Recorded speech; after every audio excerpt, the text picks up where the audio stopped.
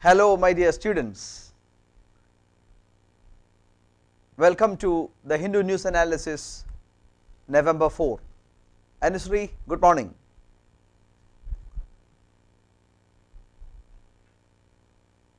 Hello Rahul, good morning.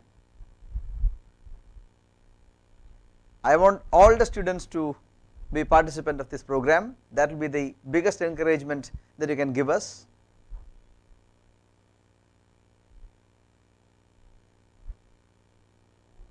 Hello all, come on join. Anju, yeah, good afternoon.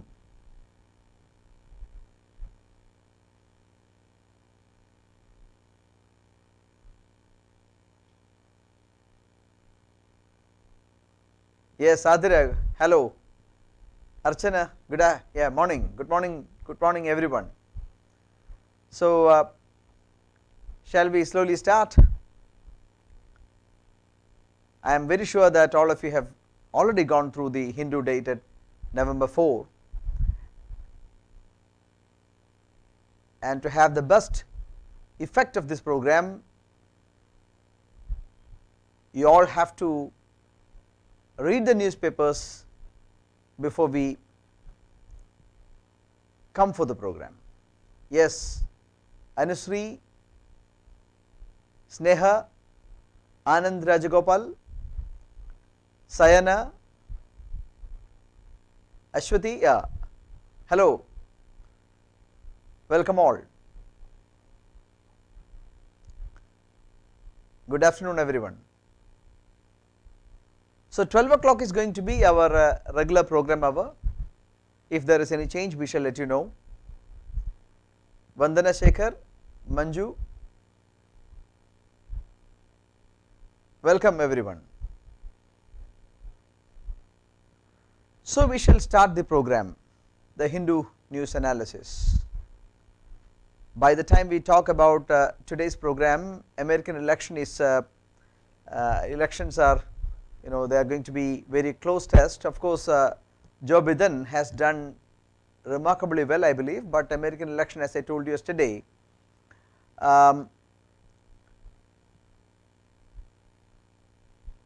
American elections, as I told you yesterday, entirely different from that of elections in India,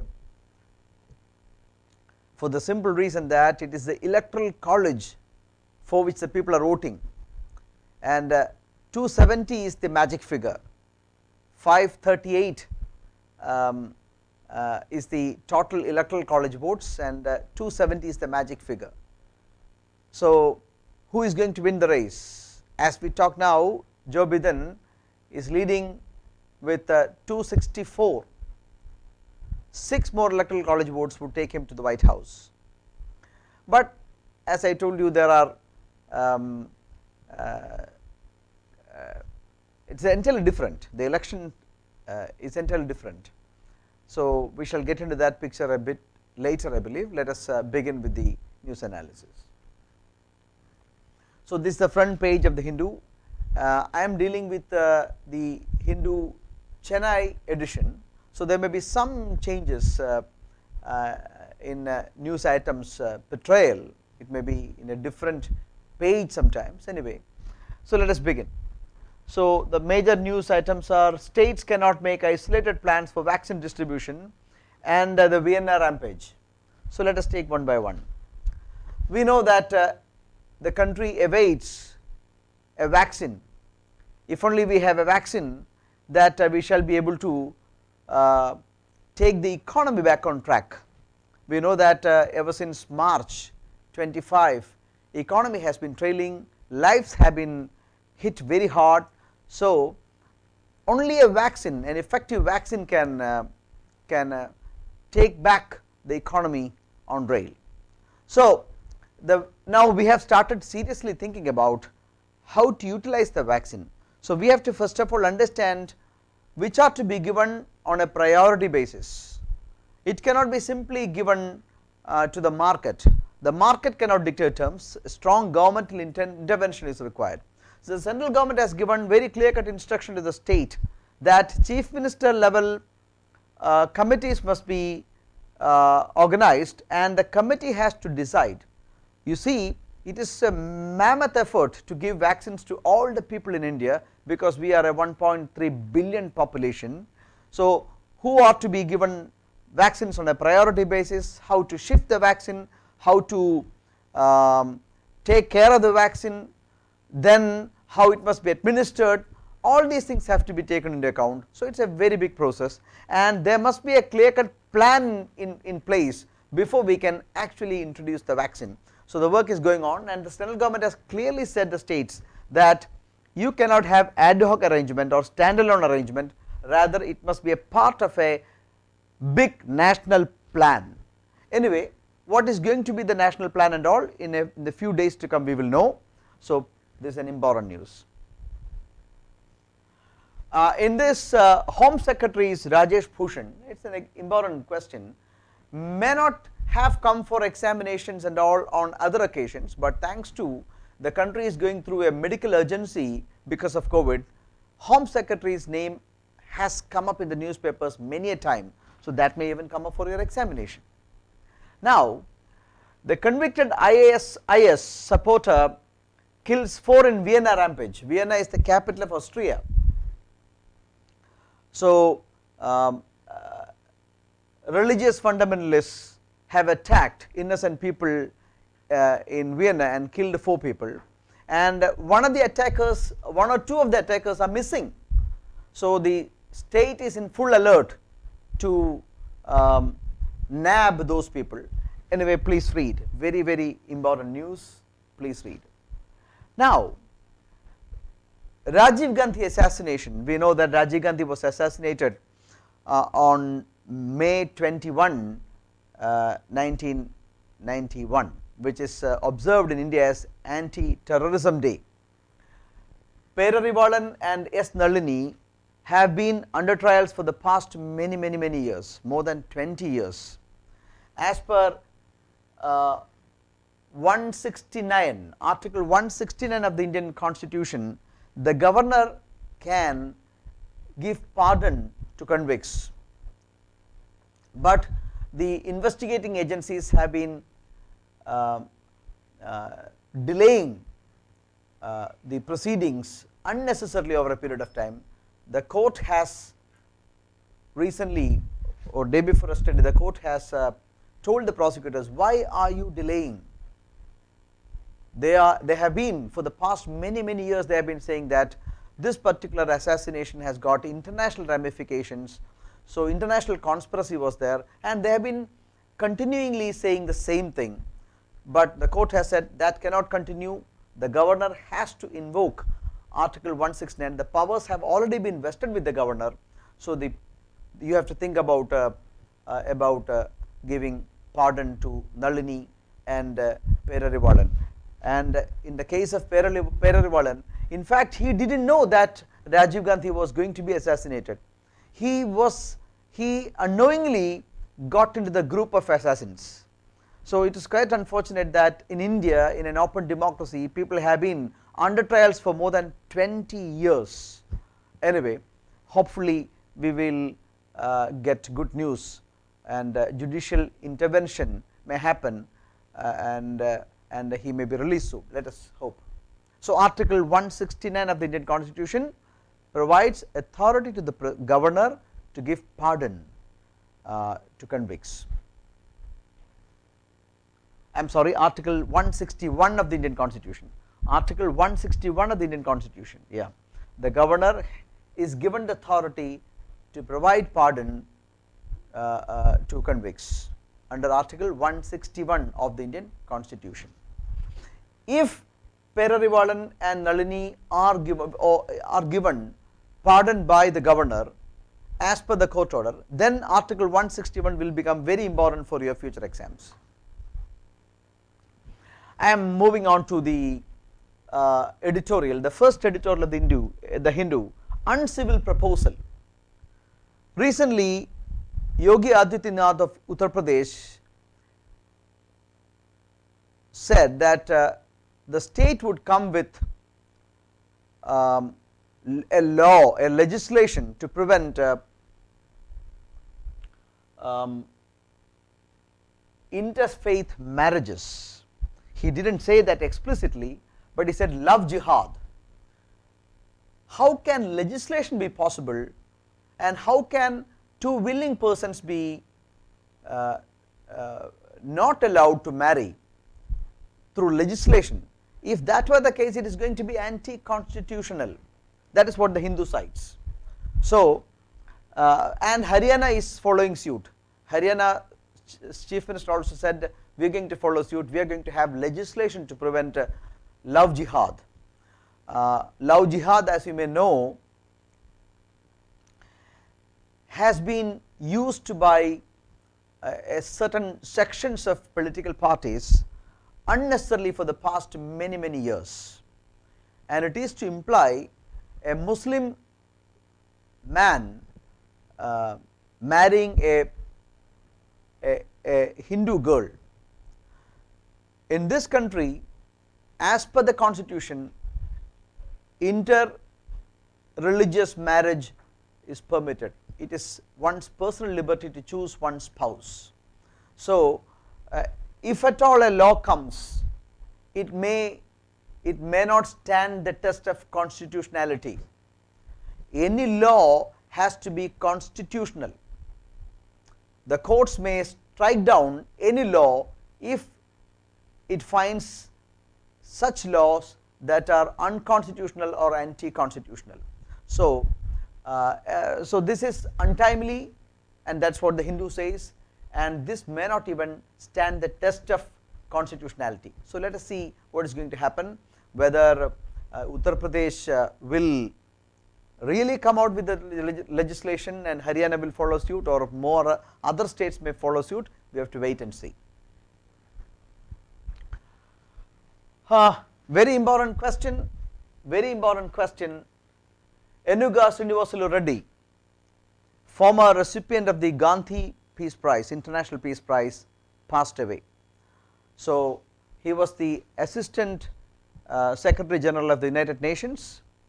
He was an Indian, so it is going to be very important. He passed away at the age of 93.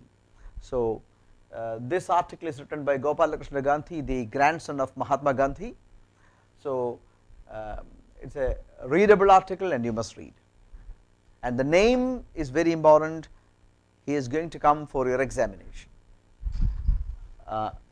It is a 𝐂𝐚𝐥𝐬 Srinivasalu Reddy, an international personality, an international Indian.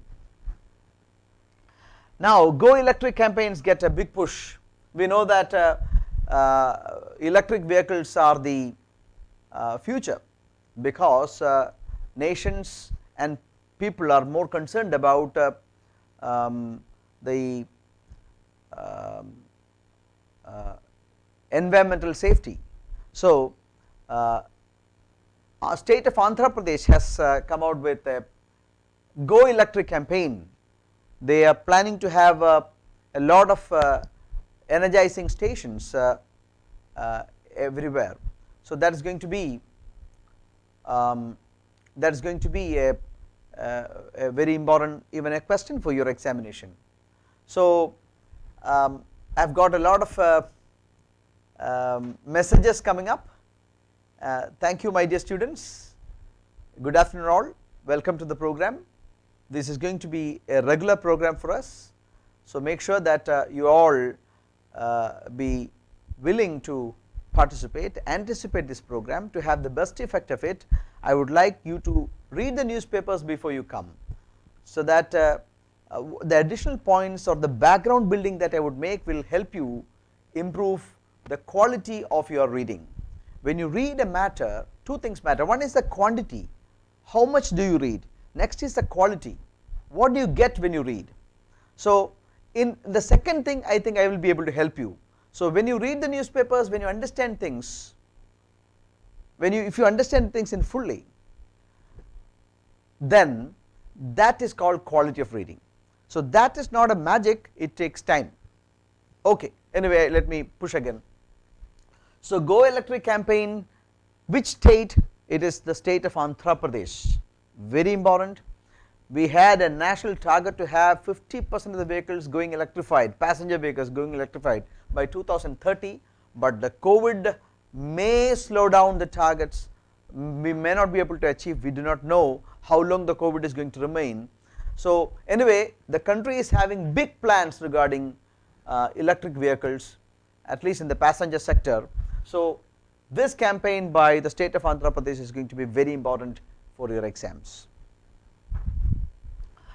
Indian Navy matches skills with 3 foreign fleets of Visakhapatnam.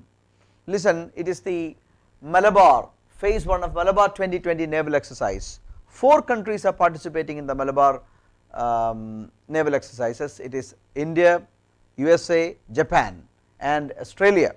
Of course, ever since 2007, India, US and Japan have been conducting naval exercises, but for the first time Australia is also invited to be a part of the naval exercises. It is done slowly. Nations across the world, kingdoms across the world are realizing the importance of becoming democracies. We cannot say that they are going to be democracy soon, but this is the first step. And the Arab Spring that had happened a few years back might have given the lead for these particular countries to become democracies. You know, I shall briefly tell you about Arab Spring. Arab Spring started in Tunisia, a country that had been under a king for long time. The popular revolt started against the king to bring in democracy started, and the king had to flee the nation. So many people in the beginning thought that it was going to be a regional affair, but slowly that engulfed into other countries. The next country in the queue was Libya, where people killed the president Colonel Gaddafi. Later on it spread to the biggest nation in Africa, Egypt, where President Hosni Mubarak was dethroned. So this was a clear-cut signal to other nations in the world, especially the Arab nations, where the hierarchical, the kings have been ruling the country. So many nations have started giving some kind of liberty and freedom to their people, and democracy is all set to get spread into these countries. So this can be seen as a small change in the Gulf landscape, where Qatar Emir has set first national election scheduled for next October, meaning October 2021, the first country in the Gulf to have any kind of election. Listen, the Gulf Emirates' first national election is going to be held in October 2021. So this can be a signal that democracy is slowly getting spread and democracy is getting accepted all across the world. No magic is going to happen. No Gulf country is going to become become democracies very soon, but this can be seen as the first step towards democracy. Okay, so let me continue. Prime Minister to meet 20 large global investors. Indian Prime Minister has decided to speak to 20 big investors in the world to attract investment to the country. We know that to sustain growth, investment is necessary and it is a precondition, and investment will come only slowly. We got to make sure that the economy is good enough to attract investment. Listen, we opened up our economy in 1991 and China had done it 13 years before in 1978. This is the Chinese advantage that we have. We would think that in China everything will happen very fast because it is a dictatorial country. The Communist Party of India can do anything, CPC can decide anything. If they want to build a road, what they have to do is to just draw a picture, demolish everything and construct the road. But in India it is a democracy, everything is happening very slowly. So investment will automatically go to a dictatorial country where everything will happen very fast. That is not the case. Investments respect democracy. We have a very strong judicial system, we have a very strong democracy. So investments are more safe in a democracy than in a dictatorship. So there is every chance that India soon will be able to attract a lot of investments, and India will back on track with economic growth. Mind you, during 2007-8 economy was moving at 10%, but slowly the growth came down thanks to the global recession of 2010s and the subsequent demonetization and the untimely introduction of the GST. But anyway, and of course now thanks to COVID, but slowly economy can be back on track. So Prime Minister is eagerly awaiting global investors to pump in money into Indian economy, and he has and 20 global investors managing assets of more than 6 trillion will be talking to Indian Prime Minister. So he will be presenting the case of India as an excellent investment destination, and hopefully he will be able to woo investors. Let us wait. So thank you very much for today's news analysis. I shall include more and more things in the days to come. These are just beginning. I am also getting acclimatized to the technology. So I request all of you to be present for the analysis. I am not happy with the number of people who are present. Let it cross over to thousands. We have got convivial session. I think I use this word in my felicitous English. It's good to see that Mr. Vinish has used the word convivial. Very good. So thank you very much, my dear students. There are plenty of thank you, sir. This is so encouraging to us. It is encouraging to me too. Your presence is my encouragement. I request all of you to be present. In fact, we will take a lot of efforts to serve you, and your encouragement is going to be the encouragement to us too. I would continue. I really relish the sessions. For 25 years I have surrounded by my students. So for 25 years I have been a teacher. So this COVID has proven things to be very difficult for me, but knowing that all of you are listening to me, and that especially live, is a genuine encouragement to me. Thank you very much for watching the program. I expect more head counts tomorrow. I am very sure that you all will come. Thank you once again.